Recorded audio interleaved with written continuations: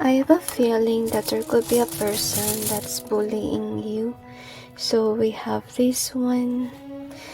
Baka ngayon stress kayo dahil sa mga nangyayari and you don't understand why these things is happening.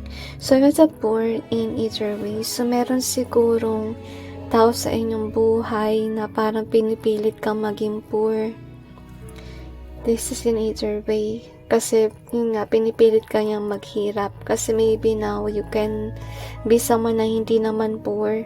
You know, tapos gusto niyang pilitin na dun ka maging poor. So, you have the strong in either way. You also have the unique in reverse. Kasi, kung sino man ito guys, na ginagawa kung ano man ito sa'yo, ayaw niya kasi na maging strong ka.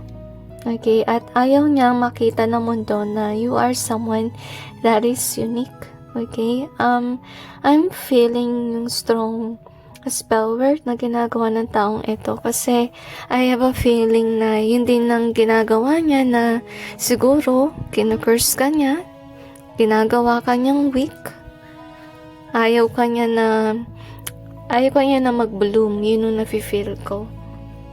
So we have this one, cold. We also have this in either way. At ayaw din niyang maranasan mo yung homey feeling with regards to your family. Gusto niya na manatiling cold sa'yo yung mga tao. So I think that what's going on here, for some of you, baka binabayaran niya yung mga kapamilya mo, kamag-anak, ng mga people na malapit sa inyo para maging cold-hearted sila with regards to you. Parang hindi sila maawa ba? Yun ang nafe-feel ko. So, we also have this one in either way. I also have the mess. So, gusto niyang gawing messy yung iyong buhay. At hindi mo makita yung blessing ng Panginoon with the 7 in either way. Kasi, for sure, you are definitely blessed. Kaya nandyan yan, yung 7. At gusto niya makita mo lang yung parang mess or mga kulang sa iyong buhay. And I feel this sad energy here kasi you could be depressed of something that's happening to your life and you don't know why this is happening to you. So I have a feeling na wag kang basta magtiwala sa mga tao sa paligid. Kasi some of them are being paid to do this to you. Para mahirapan ka sa buhay or para i-drain yung inyong money. So what you can do here, maybe may kamag-anak ka nagpapanggap na nangailangan ng tulong, tapos binabag ka niya, na kailangan niya ng tulong, ganito kalaking halaga, whatever. At tapos na-stress ka na dahil doon. So I think that could be a clue there.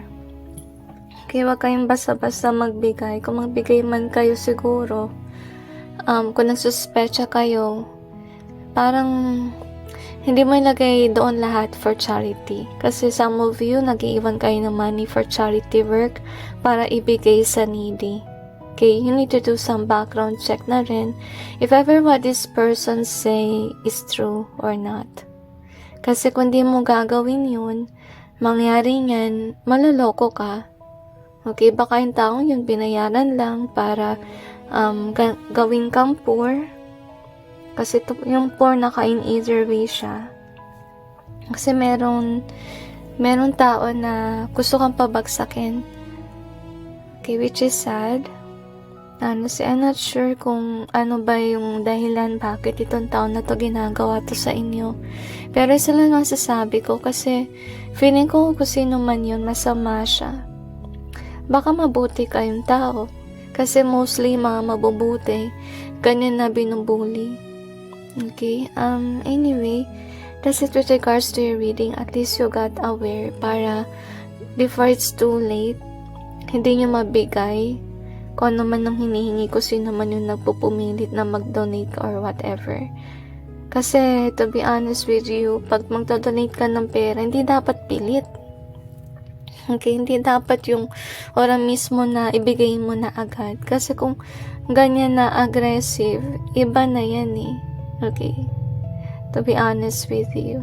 Kasi ganyan din makaasta yung mga evil spirits, lalong-lalo na if ever they enter our mind. Kung napansin mo na parang yung thoughts mo ay parang aggressive, na-stress ka na, hindi na ikaw yun. Hindi na yun yung thoughts mo. Yun yung thoughts ng evil spirit that's trying to brainwash you. So, be careful. At parang ganun din kasi nangyayari dito na yung action ng taong ito na nagpupumilit, whatever, ay hindi maganda. So anyway, that's it with regards to your reading. I hope that this message may give you some insight and awareness, and God bless you.